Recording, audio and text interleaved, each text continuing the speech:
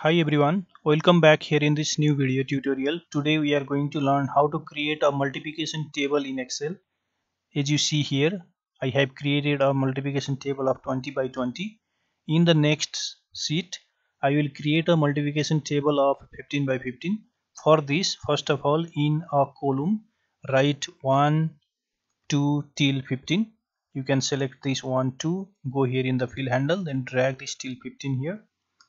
Again in the column also put 1 to 15 by 1 2, then drag this till 15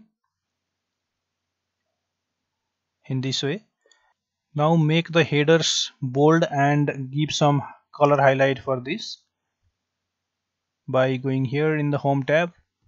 Then similarly do the same for the header in the row as well.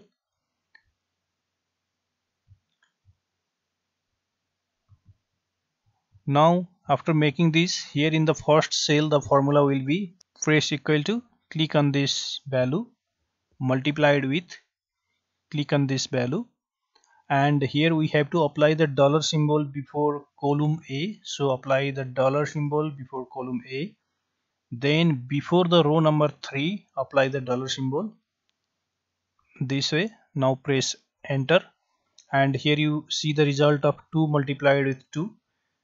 Go here in the fill handle, then drag this till the last column, and again go in the fill handle, then drag this till the last row, and here you see all the values are calculated.